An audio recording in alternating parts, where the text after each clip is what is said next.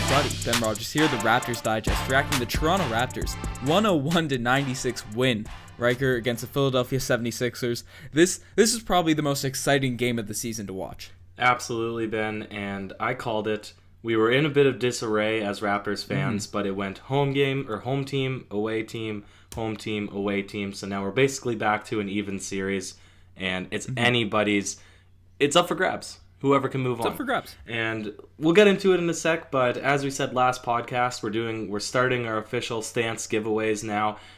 Bit of a jumble, I guess, this week and trying to figure everything out because Ben and I were both traveling, but we've selected it through that. We'll be more concise also with the exact pair of socks and products and stuff that we're giving away, so we'll do once a week at the beginning of each week, starting now. But our first giveaway and the comment of the day, A, goes towards, I'm going to butcher this name, Seville Mosendade.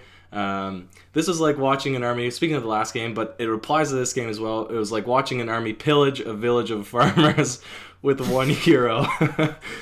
That's so funny. We could actually just start on that. Okay, so we'll link up with you, I guess. Maybe you reach out to us or we'll reach out to you and we'll set it up and we'll send you over a pair or two of the Stance socks. So that's Congratulations. Congrats. That's the first giveaway winner. It's big. And like I said, we'll figure out better next week on how we're going to plan everything and actually give you the pictures, the photos, and the description of all the socks. It was a bit impromptu this week, but like I said, Ben, the unsung or maybe not the unsung hero, the very sung out loud and obvious hero, the solo hero. Raptors. Oh my gosh, it's like watching the Cavs of last year. Just tell me what you saw tonight from Kawhi Leonard and really whatever else you want to talk about. Well, Kawhi Leonard was absolutely ridiculous tonight for the Toronto Raptors. Again, he's done it seemingly every game, except that one game where he found out he was sick. Every other game of these playoffs, he's been arguably the best player in the league. Kevin Durant's making a good case for that as well. But Kawhi Leonard tonight, 39 points, 14 rebounds, 5 assists. You know, he came out from the beginning of this game. He kind of facilitated, got the ball moving. He wanted to get his teammates going, and we saw Lowry and Gasol play have stronger games because of it. You know, the rest of the team played well. We'll get into them after, but when the game needed to be taken over, you know, the 76ers made their punches. During the mid-tier of this game, it seemed like no one could hit a shot, and Kawhi Leonard was the sole reason we stayed in it. And the shots that he hits, Ryker, it's the dumbest things I've ever seen in my life. He just bullies his way, he creates space, he just pulls up from three out of nowhere. He was 5 for 7 from the three-point line tonight. You know, he's knocking down free throws, he's knocking down contested mid-range jump shots. He's legitimately unstoppable when he's going like this, when he's in this attack mode. He's locked in. I know people make the meme that he's a robot and stuff, but his shot's so fluid and mechanical. It's as if he doesn't miss. You know, he's always on target. You know, sometimes he's short on his jumpers, but my God, he watching kind of is him a play, robot though, Ben. Even the most clutch shot that he's made as a Raptor in his short tenure as a Toronto Raptor, but it could end up being one of the biggest shots of Toronto Raptors playoff basketball history, right? And just in terms of how clutch it was, shooting it over basically a double team over the biggest our season defender. Was over if he misses it. Exactly. The season was completely over, and the way his facial expression didn't change, just a very subtle fist bump. He is as well, I guess, you know what, as Magic Johnson. Have you seen Magic Johnson's tweet at the end of the Raptors 76ers game?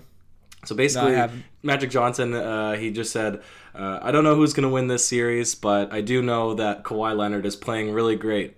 39 points. Wow. You'd expect him to say something a lot more enlightened as one of the greatest basketball players of all time, but I think that summarizes really Kawhi Leonard for this entire playoff series. You can't do much else than say wow, because averaging almost 40 points per game, and as you said, being able to be literally unstoppable, it's incredible to watch because all game long he's being pushed. You know, he is the only matchup. He's the only person that the 76ers need to slow down, and it's impossible for them to do that. Yeah, but we see Joel Embiid. They're not even guarding their men. Joel Embiid is just kind of shadowing Kawhi Leonard's guard. So whenever he gets to the attack, Kawhi Leonard just attacks, and he's running into 5 and 6 people. That, you know, whether it be Raptors players and the defense of the Sixers, right? That's why he did have a lot of turnovers tonight. He did have 7 turnovers, and you'll see Skip Bayless probably go on a rant about that next game. But regardless, he was absolutely phenomenal, and everything that we could ask for Kawhi Leonard tonight, he did it for the Toronto Raptors, and without this performance, our season's over. You know, this is why we brought in this superstar. As heartbreaking as it was to lose DeMar DeRozan, this is a true superstar. This is a top tier and, you know, top He's playing like a top 2 NBA player right now. I think it's inarguable. He's been at least the second best player in the NBA during these playoffs. So he's playing at this level. But tonight there were some people, Kawhi's been carrying this series so far, but some other players stepped up tonight. The first player I want to talk about, Marc Gasol. Now, Joel Embiid, he had his first good game of the playoffs against the Toronto Raptors last game, and people were kind of flaming Marc Gasol's defense, but he went back to clamping Joel Embiid tonight, and he did it on the offensive end as well. He was a lot more aggressive. He took 13 shots tonight. Both you and I have been requesting him to shoot more, as he's such a good finisher around the rim, good mid-range shooter, good three-point shooter, and he hit one very clutch shot at the end of this one, and the fact that he was a threat, it got Kyle Lowry's game going in the pick and roll. It was just helpful for everyone else, especially where Pascal Siakam was struggling tonight. Yeah, no, absolutely. The bench, or sorry, not the bench, but we needed somebody else to step up for the Toronto Raptors, right? That was very clear, and that was one of the big issues, is really, why are they not able to do that, right? What is preventing players that traditionally have played well in the rest of their careers or throughout the regular season? Even I don't think that Philadelphia is that. Yeah, I don't think Philadelphia is that big and dominating end to end every game that it should completely clamp down on everybody except Kawhi Leonard, right? Especially as we just said, all the attention is on Kawhi Leonard almost exclusively all game long. These are big name players that are deserving of big contracts, so it's baffling that up until this point they really haven't been able to step up. So it's like you're saying, are they able to continue it sustainably, right? The player that you mentioned, the rest of the guys, I'm seeing a trend that they might actually just continue to be in a slump for the rest of the 76ers series. Yeah, well, the thing about the Sixers, although they're not necessarily the greatest defensive team, they're all big and long. And that's why we see guys like Fred VanVleet and Kyle Lowry struggled in the past against bigger, longer teams. But I personally think our players, our role players, they're too good to be playing this poorly on a consistent basis. I think that it's not going to be much longer for guys like Marc Gasol, Danny Green, and Kyle Lowry. Is it weird, though, to call them role players? Like, Marc Gasol, yeah, should he actually be considered a role player? Should Kyle Lowry be considered a role player? Like, obviously, Pascal Siakam tonight with the injury, they're saying, he wasn't able to perform as much, but Marc Gasol, he really should be able to go out on any given night and get 16 points just from his, right? Kyle Lowry, he shouldn't be struggling to get 12 or 14 points. He should be a 20-point per game guy, really, or 16 to 20. Yeah. Danny Green, I guess he's really kind of become just a shooter, but at least the two guys before him, Marc Gasol and Kyle Lowry, it is weird because we do kind of consider them to just be role players, but they shouldn't be. Yeah, no, I think role players, it has a broad definition. Obviously, I mean, because Kawhi Leonard and Pascal Siakam have established themselves as the stars in the Toronto Raptors. Those are a 1-2 punch in terms of scoring and who we go to get buckets. So I kind of refer to the other guys, our other starters, who are star players in this league. Kyle Lowry's a 5-time All-Star. Gasol's a Defensive Player of the Year. Danny Green's a sharpshooter from three. They're great players, but they kind of fulfill a certain role in the Toronto Raptors. And I think they need to be good at filling those roles, right? We don't necessarily need them to be crazy, but we need them to play up to their capabilities. We don't need them to play beyond that, right? We'd like our stars to play beyond that, and that's what our stars have been doing. Obviously, Pascal Siakam, we'll get into him after, but with his knee injury, he had his first really poor game of the postseason tonight, but Kawhi Leonard has elevated his game even further, so he's really carrying the star power, but we need our role guys, that are support pieces, to play at a high level. And I think Kyle Lowry did what we need him to do on a consistent basis tonight. Both of us have been saying anywhere from 14 to 16 to 18 points from him is solid. We don't need him to score too many points as long as he's facilitating, rebounding, and playing great defense. And that was the case for Kyle tonight. Yeah, absolutely. I want to talk a little bit, too, before we swing into the segments, because obviously the Raptors, they got the victory tonight, hard fought, and this is, what I said was going to be a very tough fought series. I think that they were matched up very nicely against the 76ers to have, to complement both teams in terms of what they're able to do. But the 76ers, the Raptors didn't run away with this.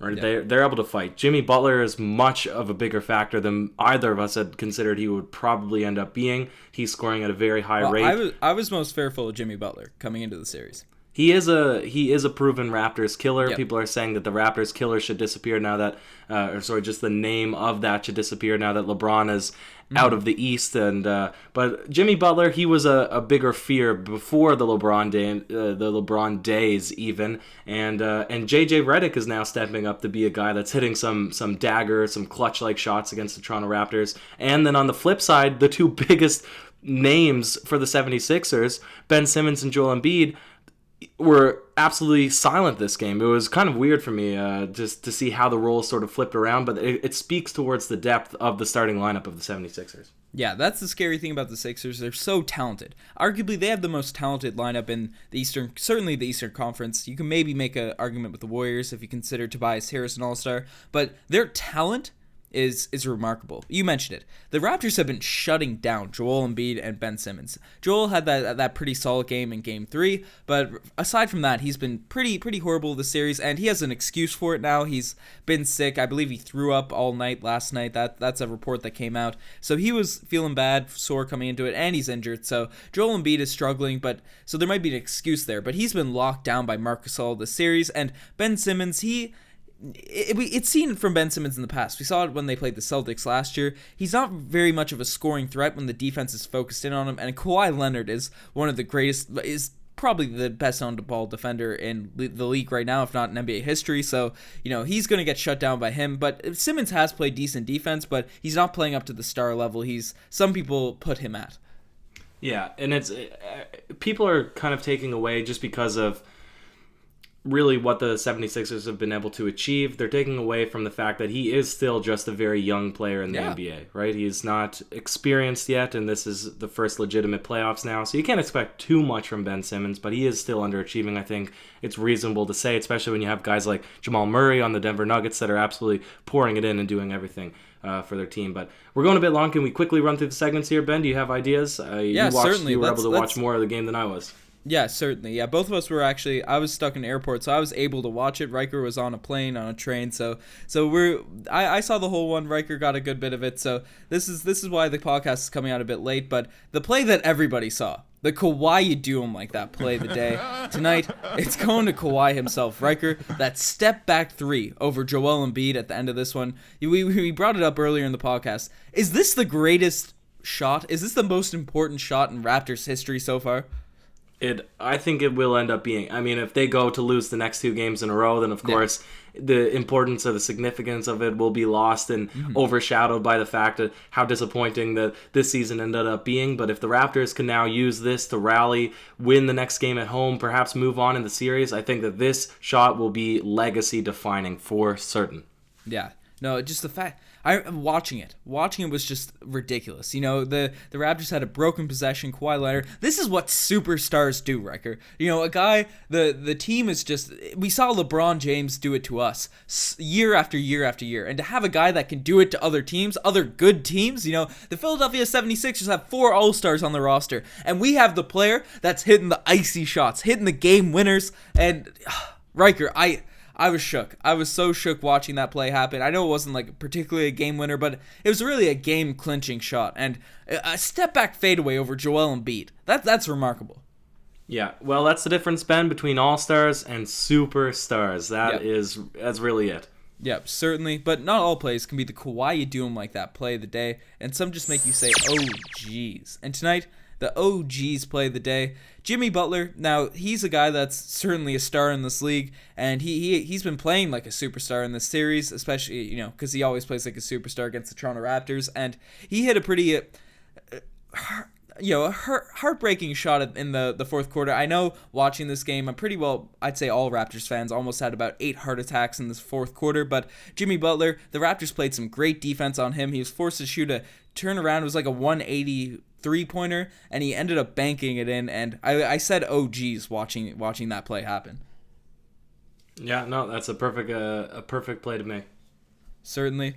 And Riker, we have the new segment for this series, the don't trust the process moment of the game. Do you have anything in particular for this one? I got one. It's not a moment, and this guy, he's not even part of the Trust the Process group, but I guess maybe the process could be considered this final culmination of an all-star cast that they've assembled, and one of the main pieces, Tobias Harris, and a guy that's been performing really well for them. He absolutely disappeared and hoisted 13 shots, I believe, from 3. Do you want to fact check me on the box score? I'm not looking at it. He went 2 for 13 from 3, 7 2 for 13, and he missed the almost game-tying shot. I think that it would have brought him within one, wide open, completely wide open in the corner. So he's getting that award tonight because that's a big miss for the 76ers. It's kind of crazy. Watching the league today, you see players shoot corner threes, and you just don't expect them to miss. And I saw that go up, and I was like, that's surefire going in. It's Tobias Harris. He's a lights-out three-point shooter. But the fact that it didn't go in was the most relieving moment of this game for me. That's when you saw the Raptors. You kind of lost that kind of edge. You relax. You could breathe deeply. This game, it was just a complete roller coaster from start to finish, and the Raptors end up coming out on top. But it was super exciting to watch, but we still have to give out an infamous, the one and only DeMarre Carroll Gold Star Award, Riker. And we brought it up pretty well on every podcast this whole playoffs. But my DeMarre Carroll Gold Star Award, now we did have one player play decent off the bench, and Nick Nurse, we actually have to talk about Nick Nurse before we finish out this podcast. But Serge Ibaka played well, but the rest of the bench, they weren't given too many minutes, but they really couldn't do anything with it. Serge was the only player that scored off the bench tonight. Norman Powell, Fred VanVleet, Patrick McCaw.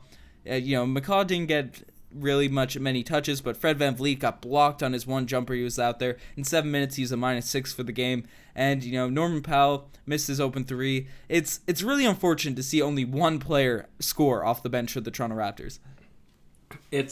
Well, okay, one, you're right about Nick Nurse. Thank God, because people are saying everything about him, and we're definitely agreeing. It was the game bad 3 decision-making. Was a poorly coached game 3. Yeah, it's understandable. In Game 2, you tried small ball lineup to see if it can counteract sort of the size of the 76ers, but it clearly didn't work. And then to stick with the same thing in Game 3 was nonsensical. Yep. So it's good that he made some important changes this game and stayed big to match up against the 76ers. But you're right. If Fred VanVleet, I think the key to moving on in this series, if you need to go into the bench, Patrick McCaw needs to step up, and he needs to get some run. And Fred VanVleet and Norman Powell, hate to say it, but I don't think they should get played at all. They've been absolute liabilities at best and really bring the team down at the very worst. So it's too bad that they are both pretty good players, I think, in their own respect, to absolutely disappear and become bad, to become anchors and dragging the team down for the Toronto Raptors now in the 76ers series. It's kind of baffling, really.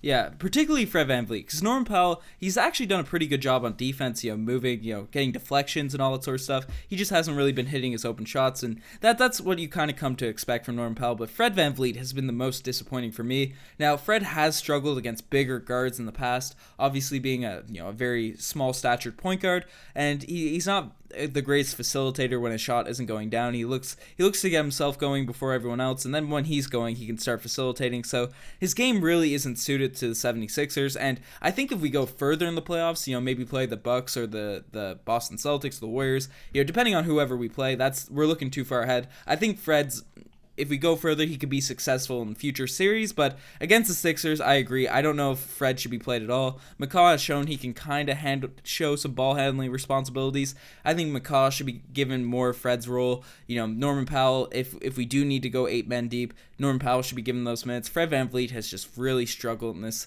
series against the Philadelphia 76ers. Even against the length of the Magic, he struggled. So I think Fred is playing himself out of the rotation, but I'm happy Nick Nurse is willing to make moves. I was horrified we were going to get back in a kind of cyclic Raptors moment where we react too late. We're down 2 games in a series before we make an adjustment. We ended up going down 1. It was a bit later than we would have liked, but he did make an adjustment. We went big. I know I was a bit confused to see Marc Gasol and Serge Ibaka on the court because the lineup hasn't really worked throughout the regular season, but I'm happy he tried it out before, even when it was struggling, because now in series like this, they have experience with each other, which is really, really nice to see, and then we can go to these lineups and they're not playing for the first time together in the whole regular season. Yeah, no, and it totally makes sense, and especially with Pascal stepping down, and Siakam, I think, had his best game now of this series, and maybe of the entire playoffs to date, even though he still didn't get huge numbers, but it'll be good to see him get involved, and I think we're actually going to have to continue to rely on him now to a little bit moving forward if we want to have a chance of winning these next few games. Yeah, Serge is going to step up. Hopefully Pascal Siakam can become healthy because he really struggled tonight with 9 points, 0 4 from the three-point line. Joel Embiid is not even guarding him from out there, so hopefully he'll be able to knock down some threes. But otherwise, he played a pretty solid game. He was hustling, and he didn't look too injured out there, so hopefully that means he'll be in for the rest of the games. But let us know what you guys think. This was such an exciting game to watch as a Toronto Raptors fan. Thankfully we won it. If we lost this close, tight game, then I know we'd all be pretty depressed, sad after, but the Raptors pulled it out. Kawhi Leonard saved our souls. Let's know what you guys think in the comment section below. You're the best for making this far. Check out the Twitter, the Instagram, all that cool stuff. Ryker, any last words? We'll be making podcasts almost every day now, so we'll see you guys a lot. Exactly. Cheers.